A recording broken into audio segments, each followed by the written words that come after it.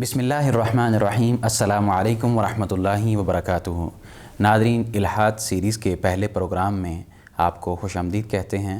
हमारे साथ हमारे मुअज़्ज़ज़ मेहमान मोहतरम जनाब फ़ज़ीलतुश शेख फ़ुआद भुटवी हाफ़िज़हुल्लाह ताला हैं, जिनके हम बहुत मशकूर व ममनून हैं कि जिन्होंने अपना कीमती वक्त निकाला हमारे लिए और हमें मुस्तफ़ीद होने का मौका फ़राहम किया। नादरीन, शेख साहब को हमने इसलिए ज़हमत दी क्योंकि वो कई सालों से इस मादे को पढ़ा रहे हैं और चूँकि एक मुदर्रिस होने के नाते उनका इस मादे के ऊपर काफ़ी इदराक है और वो समझते हैं इस मादे को। हमें क्या ज़रूरत महसूस हुई इस टॉपिक के ऊपर बात करने की, किस लिए हम यहाँ पे सीरीज़ का आगाज़ करने जा रहे हैं, इसकी बुनियादी वजूहात ये हैं कि आप बखूबी जानते हैं पिछले दिनों औरत मार्च के नाम पर इल्हादियों ने क्या गुल खिलाए और रसूलुल्लाह सल्लल्लाहु अलैहि वसल्लम की शान में किस तरह गुस्ताखी की, हज़रत आयशा सिद्दीक़ा मुताहरा रज़ियल्लाहु अन्हा की शान में किस तरह गुस्ताखी की, और इसी तरह बाज़ मल्टी नेशनल कंपनीज़ ने पिछले दिनों किस तरह हमारे शायर इस्लाम को बदनाम करने की कोशिश की, और इसी तरह क्रीम जैसी कंपनी ने किस तरह हमारी औरतों को, बहनों को, बेटियों को घर से निकालने के लिए ऐड चलाए। और आपने ये भी देखा कि किस तरह फ़ेसबुक के ऊपर या दीगर सोशल मीडिया प्लेटफार्म्स के ऊपर कैसे जो मुल्हिदीन हैं, एथियस्ट हैं, वो सरगर्म अमल हैं और आए रोज़ नित नए अंदाज़ के साथ वो रसूलुल्लाह सल्लल्लाहु अलैहि वसल्लम की गुस्ताखी करते हैं और अल्लाह ताला के जो कंसेप्ट्स हैं लोगों के अज़हान से, लोगों के दिलों से किस तरह वो निकालने की कोशिश में सरगर्म अमल हैं। इसलिए हमें इसकी बहुत ज़रूरत महसूस हुई है कि इस टॉपिक के ऊपर बात की जाए और अवामुन्नास तक इसका इल्म पहुँचाया जाए। तो हम बहुत मशकूर व ममनून हैं कि शेख ने हमें वक्त दिया। शेख, क्या हाल चाल हैं आपके? अल्हम्दुलिल्लाह, अल्लाह का शुक्र। शेख, सबसे पहले तो आप हमारे नाज़रीन को ये बता दीजिए कि इल्हाद क्या चीज़ है। शुक्रिया। सबसे पहले मैं आपका शुक्रिया अदा करता हूँ कि आपने मौका दिया। अल्हम्दुलिल्लाहि रब्बिल आलमीन वस्सलातु वस्सलामु अला अशरफिल अंबिया वल मुरसलीन नबीना मुहम्मदिन व अला आलिहि व अस्हाबिहि अजमाइन, अम्मा बाद।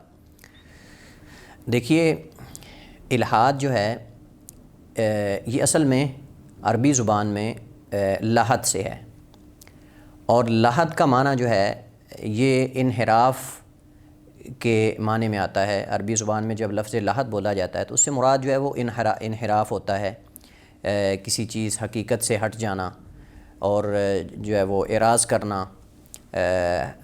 ये तकरीबन इन मानी के लिए इल्हाद का लफ़ज़ या लहद का लफ़ज़ इस्तेमाल होता है। और इसी से जो है वो कब्र को भी लहद बोला जाता है, चूँकि कब्र जो है, ये लहद जो कब्र होती है ये आगे से नीचे की तरफ माइल होती है, झुकी होती है, तो इस वजह से इसको भी लहद कहा जाता है। और इसी से ही अरब जो है वो कहते हैं अलहदा फ़ुलानुन, कि फ़ुलान शख्स जो है उसने हकीकत से इन्हिराफ़ किया। तो सलफ़ सालिहीन यानी कदीम ज़माने में जो इल्हाद का लफ़ज़ था ये उस आदमी के लिए बोला जाता था या उस फ़िक्र के लिए बोला जाता था जिसके अंदर कोई बहुत बड़ी दीन इस्लाम के अंदर, मज़हब के अंदर कोई नई चीज़ जो है वो उसकी फ़िक्र पेश करना या उसका वजूद। अगर कोई शख्स जो है वो दीन इस्लाम में कोई नई बिदत ईजाद करता था तो उसको सलफ़ सालिहीन जो है वो मुल्हिद ज़िंदीक़ के अल्फाज से जो है वो गर्दानते थे या पुकारते थे। लेकिन आप जानते हैं कि जदीद जो इल्हादी फ़िक्र है ये नई फ़िक्र है, माजी में इसका आपको वजूद तक भी नहीं मिलता।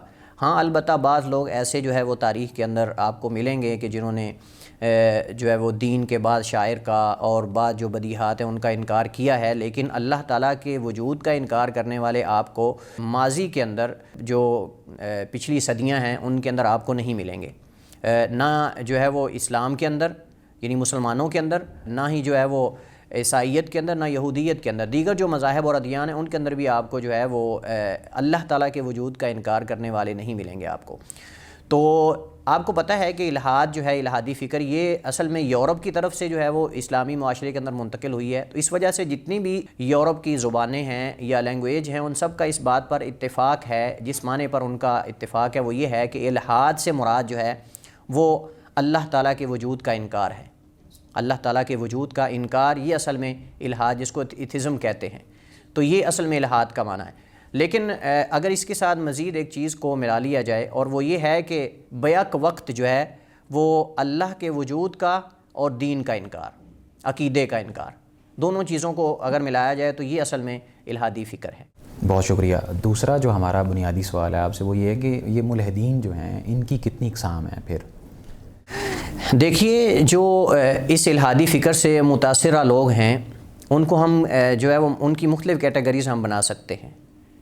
مثال کے طور پر سب سے جو پہلے نمبر پر ہے وہ ملحد ہے۔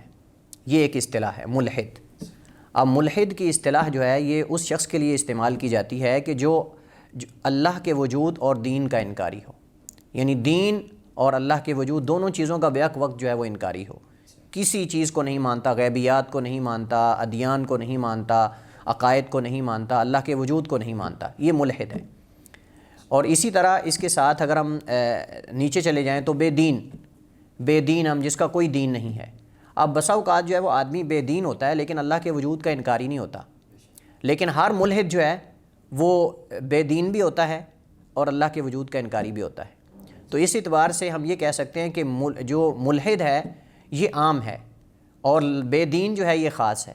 اس کا تعلق اعتقادات کا انکار اور دین کا انکار ہے، لیکن اللہ کے وجود کا انکار یہ بسا اوقات بے دین شخص وہ اللہ کے وجود کو مانتا ہے لیکن وہ ادیان کو نہیں مانتا۔ وہ کہتا ہے کہ میں کسی دین کے پابند ہو کر رہنے کو پسند نہیں کرتا، کسی دین کو فالو نہیں کرتا میں، یا اس کی پیروی نہیں کرتا میں، لیکن اللہ کے وجود کا بسا اوقات وہ اقرار کرنے والا ہوتا ہے۔ اسی طرح جو ہے وہ ملحدین کی اقسام میں سے ایک قسم ایسی بھی ہے جس کو شکی کہتے ہیں، اللہ تعالیٰ کے وجود یا عدم وجود کے بارے میں شک میں ہیں۔ اس ملحد کو ہم ایتھیسٹ بھی کہیں گے یا اسی کا نام ایتھیسٹ ہے؟ یہ ملحد کے لیے ہی استعمال ہوتا ہے۔ تو یہ ہے کہ جو اللہ تعالیٰ کے وجود کے بارے میں شک میں ہے، یعنی وہ یہ سمجھتا ہے کہ اللہ تعالیٰ کے وجود پر اس قدر دلائل نہیں ہیں کہ ہم ان دلائل کو لے کر اللہ کے وجود کو مان سکیں، تو اس وجہ سے نہ وہ اس بات کرتا ہے اور نہ وہ نفی کرتا ہے۔ اس کو شکی کہتے ہیں، یعنی شک میں ہے وہ کہ اللہ موجود ہے یا نہیں۔ اب اس کو یقین کیسے ہوگا عدم وجود کا یا وجود کا؟ وہ کہتا ہے کہ نہ تو عدم وجود کے دلائل اس قدر کافی ہیں ان کے اور نہ ہی وجود کے، تو اس وجہ سے وہ درمیان میں ہے، لا الہ الا ولا الہ الا، نہ ادھر کے نہ ادھر کے۔ تو اسی طرح جو ہے وہ ملحدین کی اقسام میں سے ایک دین مخالف بھی ہیں، یعنی یہ ایسا طبقہ ہے جو عام ملحد شخص سے آگے یعنی زیادہ خطرناک ہے۔ وہ اس اعتبار سے کہ یہ ملحد بھی ہے اور ساتھ تمام ادیان کا جو ہے وہ دشمن بھی ہے، عداوت بھی رکھتا ہے، اور جہاں اس کو موقع ملتا ہے وہ دین کو اور دینی جو شاعر ہیں ان کو یا دین کو ماننے والوں کو نقصان پہنچانے کی فل کوشش کرتا ہے، اور اس کی کوشش ہوتی ہے کہ وہ اہل جو دین ہیں جن کو متدین بھی ہم کہتے ہیں ان کو نقصان پہنچائے۔ تو یہ اس اعتبار سے ہم دین مخالف اس کو کہیں گے۔ اور اسی طرح جو ہے وہ سیکولر بھی ایک فکر ہے اور یہ الہادی فکر ہے۔ اس کے اندر اصل چیز جو ہے وہ عقل پرستی ہے۔ اب سیکولر جو لوگ ہیں یہ دو طرح کے ہیں، بعض مادہ پرست ہوتے ہیں اور بعض عقل پرست ہوتے ہیں۔ مادہ پرست کا مطلب ان کے ہاں سب کچھ جو ہے وہ مادہ پرستی ہے، ان کے ہاں یہ باقی چیزیں بالکل ان کا وجود نہیں، حتیٰ کہ اللہ تعالیٰ کی ذات کا بھی صرف ان کے ہاں مادہ پرستی ہے، اور اس وقت جو عالمی قوتیں ہیں اکثر ان میں سے اسی فکر کو فالو کرنے والے ہیں۔ اور یہ جو سیکولر ہیں عقل پرستی، ان کے ہاں عقل ہے سب کچھ، عقل جو چیز جو ہے وہ ان کے نزدیک عقل جس چیز کو ثابت کرے گی اس کو وہ مانیں گے، اور جس چیز کا عقل انکار کر دے گی اس کا انکار کر دیں گے، چاہے وہ ایسی چیز ہے کہ جو آپ سمجھ لیں کہ ایک مینٹل شخص بھی اس کو تسلیم کرتا ہے۔ یعنی ایسی بدیہات ہوتی ہیں، ایسی مسلمہ حقائق ہوتے ہیں جن کا پاگل بھی انکار نہیں کر سکتا، تو وہ اس کی عقل اگر نہیں مان رہی تو وہ اس کا بھی انکار کر دے گا۔ یعنی ان کے ہاں سب کچھ عقل ہے، ان کے ہاں باقی آپ جتنے مرضی دلائل ادھر کے لے گا نہیں مانے گا وہ۔ حقیقت میں پھر وہ کیسا جو ہے وہ ہم کہیں گے عقل پرست ہے کہ وہ عقل کی بھی تو نہیں مانتا، بھئی ان چیزوں کو تو عقل بھی تسلیم کرتی ہے، لیکن افسوس کی بات ہے کہ اپنے آپ کو جو ہے وہ بہت بڑا ذہین و فطین وہ کہتے ہیں، اور عقلاء کہتے ہیں اپنے آپ کو کہ ہم بہت بڑے عقلاء ہیں، لیکن اس کے باوجود جو بدیہات ہیں مسلمہ حقائق ہیں ان کا بھی انکار کر رہے ہیں۔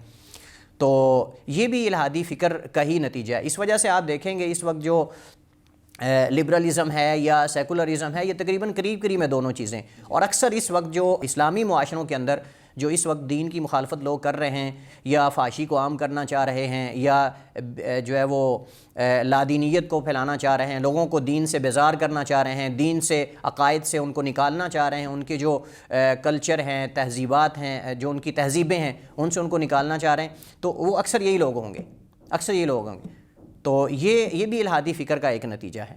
جزاک اللہ شیخ. اچھا شیخ یہ بتا دیجئے کہ الحاد کے معاشرے پر کیا اثرات ہیں، عقیدے، خاص طور پر عقیدے اور دین اور اسی طرح فطرت کے اوپر؟ جی الحادی فکر جو ہے اس کے اثرات بہت ہی گھنونے اور برے ہیں، اور یہ صرف اور جو ہے وہ معاشرے کے اوپر نہیں بلکہ دین کے اوپر بھی اس کے اثرات ہیں. اس طرح جو ہے وہ فطرت پر بھی، جو انسانی فطرت سلیمہ ہے اس پر بھی اس کے اثرات ہیں. آپ دیکھیں کہ یہ الحادی فکر جو ہے یہ کفر اور شرک سے بھی زیادہ خطرناک فکر ہے. یعنی یہ کفر اور شرک سے بھی زیادہ خطرناک ہے، کیونکہ اس کے اندر ہر چیز کا انکار ہے. اس کے اندر ہر چیز کا انکار ہے. بسا اوقات کفر کے اندر جو ہے وہ اللہ کے وجود کا انکار نہیں ہوتا. آپ جانتے ہیں کہ تمام کافر جو ہیں وہ اللہ کے وجود کے انکاری نہیں ہیں. تو اس اعتبار سے ہم یہ کہہ سکتے ہیں کہ الحادی فکر جو ہے یہ کفر اور شرک سے بھی آپ سمجھ لیں کہ ظلمات بعضھا فوق بعض، کہ اندھیروں کے اوپر اندھیرے ہیں. یعنی یہ گویا کہ سب سے خطرناک فکر ہے، کفر اور شرک سے بھی زیادہ. اور اس کے عقائد کے اوپر بھی اثرات ہیں اور اس کے علاوہ فطرت کے اوپر بھی اثرات ہیں. عقائد کے اوپر اس قدر جو ہے وہ اس کے اثرات اس انداز میں ہیں کہ الحادی فکر رکھنے والا شخص جو ہے وہ سب سے پہلے جو سب سے بنیادی ہمارا عقیدہ ہونا چاہیے اللہ کے وجود کا، اس کا انکار کرتا ہے وہ. یعنی جو سب سے بنیادی ایک انسان کا عقیدہ ہونا چاہیے اللہ کے وجود کے بارے میں ایمان ہمارا ہونا چاہیے کہ اللہ موجود ہے، اس کا انکار کرنا. اور اس کے بعد جو ہے وہ غیبی چیزوں کا انکار کرنا، انبیاء کا، نبوت کا انکار کرنا، جنت کا، جہنم کا، ان سب چیزوں کا انکار کرنا. اسے بڑا اور کیا ہم کہہ سکتے ہیں خطرہ ہو سکتا ہے. اور اس سے سب سے بڑی بات یہ ہے کہ الحادی فکر جو ہے اس سے وہ مسلمان، وہ لوگ جو اپنے عقائد پر ثابت ہیں، وہ بھی شکوک و شبہات کا شکار ہو چکے ہیں. وہ بھی ان کو بھی اللہ تعالیٰ کے وجود کے بارے میں اب شک ہونا شروع ہو گیا ہے.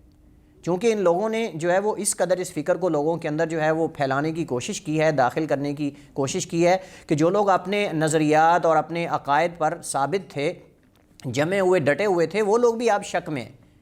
وہ بھی سمجھتے ہیں کہ شاید ہمارا یہ نظریہ غلط ہو سکتا ہے. تو اس اعتبار سے ہم کہتے ہیں کہ جو لوگ عقائد کو ماننے والے ہیں ان کو بھی ان لوگوں نے شکوک و شبہات میں مبتلا کر دیا ہے.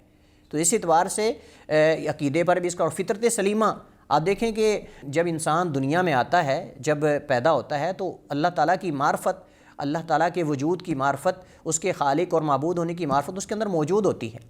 اللہ نے انسان کو پیدا کیا ہے تو اللہ تعالیٰ قرآن کریم میں فرماتا ہے کہ فطرت اللہ التی فطر الناس علیہا، یہ ایک ایسی چیز ہے، اللہ کی فطرت ہے جس پر اللہ نے انسان کو پیدا کیا ہے. انسان کی نیچر ہے، اس کی نیچر کے اندر جیسے بچے کے اندر پیدا ہوتے وقت ماں کی چھاتی کی طرف لپکنا، یہ اس کی ایک نیچر ہے، فطرت ہے. حالانکہ وہ سیکھ کر نہیں آتا ماں کے پیٹ سے، یہ چیزیں وہ اپنی فطرت سے، نیچر سے پہچان لیتا ہے. ان کو آپ سکھاتے نہیں بچوں کو، جب بھوک لگتی کیسے اس نے مانگنا ہے دودھ، اب بول تو نہیں سکتا وہ، لیکن اللہ نے اس کی فطرت کے اندر یہ رکھ دیا ہے کہ وہ چلائے گا، وہ روئے گا، اور وہ اس کی ماں کو پتہ چلے گا.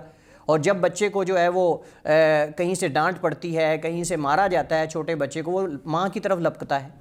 اس کو پتہ ہے کہ میرے لیے جو محفوظ مقام ہے وہ ماں ہے، ماں باپ کی طرف بھاگتا ہے وہ، اور بھوک کے وقت اپنی ماں کی چھاتی کی طرف لپکتا ہے. یہ کس نے سب کچھ سکھایا؟ یہ اس کو کہتے ہیں نیچر. تو جیسے بچے کی نیچر کے اندر جو ہے وہ دودھ مانگنا اور ماں کی چھاتی کی طرف لپکنا یہ موجود ہے، اللہ نے ایسے اپنی پہچان اور اپنی معرفت بھی انسان کی فطرت کے اندر رکھی ہوئی ہے.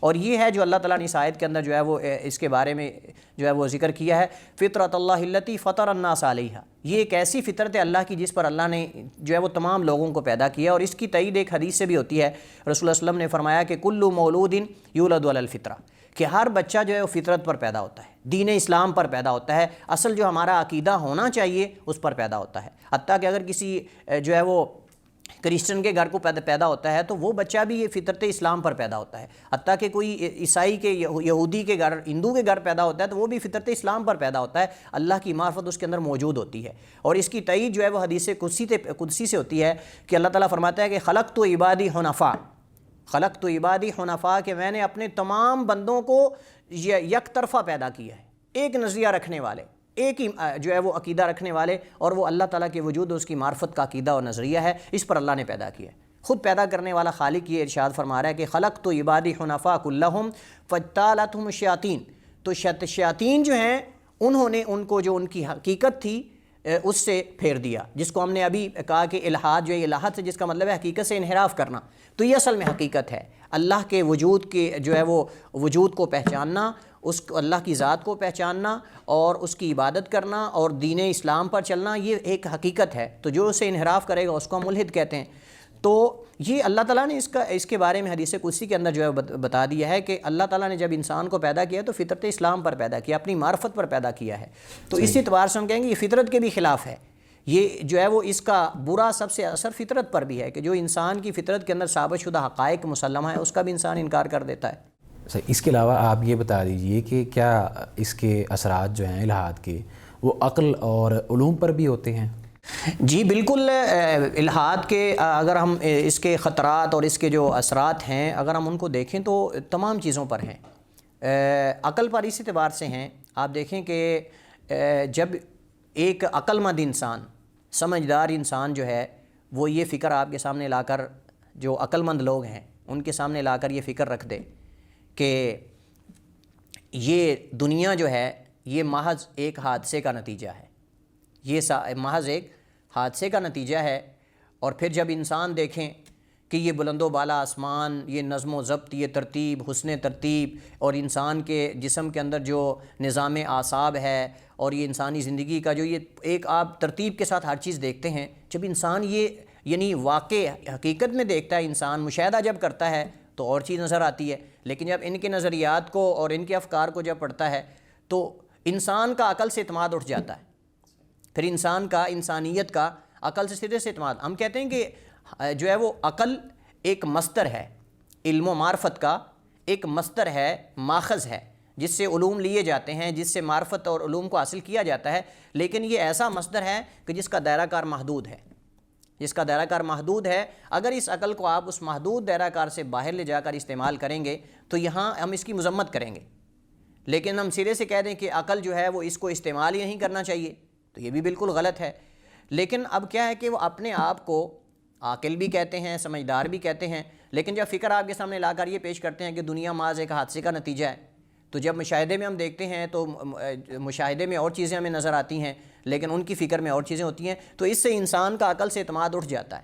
اس وجہ سے آپ دیکھتے ہیں کہ اکثر جو ملحدین ہیں وہ جو ہے وہ اپنی زندگی کے اندر مختلف جو ہے وہ نفسیاتی بیماریوں میں مبتلا ہو جاتے ہیں اور پھر اپنے قلوب و اذہان کو سکون پہنچانے کے لیے, آرام پہنچانے کے لیے پھر نشے کی طرف لپکتے ہیں, پھر نشہ کرتے ہیں اور نشہ کر کے وہ سکون حاصل کرتے ہیں. ان کی زندگی میں سکون ختم ہو جاتا ہے, ان کی زندگی میں ایک جو اطمینانیت ہوتی ہے, سکون ہوتا ہے, وہ ختم ہو جاتا ہے. کیونکہ اطمینان اسی کو ملے گا نا جس کو پتہ ہے کہ میرے لیے کوئی ایسی ذات موجود ہے کہ جس میں مشکل گھڑی میں اس کی طرف رجوع کر سکتا ہوں. لیکن جس کا یہ نظریہ ہے کہ کوئی ہے ہی نہیں, اس نے اپنے اوپر اعتماد کر کے جو کچھ کرنا ہے اس نے خود کرنا ہے. تو آپ جانتے ہیں کہ جس کا کسی سپر پاور ذات پر اعتماد ہوگا وہ مطمئن ہوگا, اور جس کا کسی پر اعتماد ہی نہیں, حتیٰ کہ آپ نے نفس پر ہی اس کا اعتماد نہیں ہے, وہ ہمیشہ بے قرار ہے, اس کی زندگی سکون نہیں. اس وجہ سے پھر وہ نشے کا سہارا لیتے ہیں, نشہ آور چیزیں استعمال کرتے ہیں اور جو ہے وہ اس سے اپنی زندگی, اور اسی حالت میں وہ مر جاتے ہیں. جو ہے وہ حقیقت پر نہیں مرتے, وہ ہمیشہ شک کی زندگی میں مر جاتے ہیں. ان کو حتیٰ کہ اپنے بارے میں یقین نہیں ہوتا کہ وہ کیا ہے اور وہ کیا کر رہے ہیں اور ان کو کیا کرنا چاہیے. تو اسی اعتبار سے ہم کہیں گے کہ یہ عقل پر بھی اس کے برے اثرات ہیں کہ انسان کا عقل سے اعتماد اٹھ جاتا ہے. ہم کہتے ہیں کہ عقل پر اعتماد ہو لیکن ایک حد تک ہو, لیکن سرے سے آپ اس کا انکار کر دیں تو یہ اس طرح کے افکار جب آئیں گے کہ جو انسانی عقل بھی ان کو نہیں مانتی تو بھلا انسان عقل پہ اعتماد کرے گا؟ کبھی بھی نہیں ہو سکتا. اسی طرح جو ہے وہ اس کے علوم پر بھی برے اثرات ہیں. علوم پر کس قدر اثرات ہیں کہ اب یہ لوگ جو ہے وہ صرف اور صرف مادہ پرستی کو سمجھتے ہیں. اس کے علاوہ اگر کوئی سائنس کے ذریعے اگر کوئی ایسا تجربہ یا کوئی تحقیق لے کر آتا ہے جس سے اللہ کے وجود کو ثابت کیا جاتا ہے تو انکار کر دیتے ہیں. تو اس سے گویا کہ آپ دیکھیں سب سے بڑا علم اللہ کی ذات کا علم ہے. علوم میں سب سے افضل اور اعلیٰ علم اللہ کی ذات کا ہے, اب اس کا ہی وہ انکار کر رہے ہیں. تو یہ دشمنی ہے نا, علوم کی دشمنی ہے. اللہ تعالیٰ کی معرفت حاصل کرنا یہ ایک علم ہے ایک طرح کا. تو اب جو انسان اس علم کا انکار کر دے اس نے باقی علوم کو کیا ماننا ہے. شیخ بہت شکریہ, آپ نے اپنا قیمتی وقت دیا. اللہ تعالیٰ آپ کو رحمت و برکتوں سے نوازے.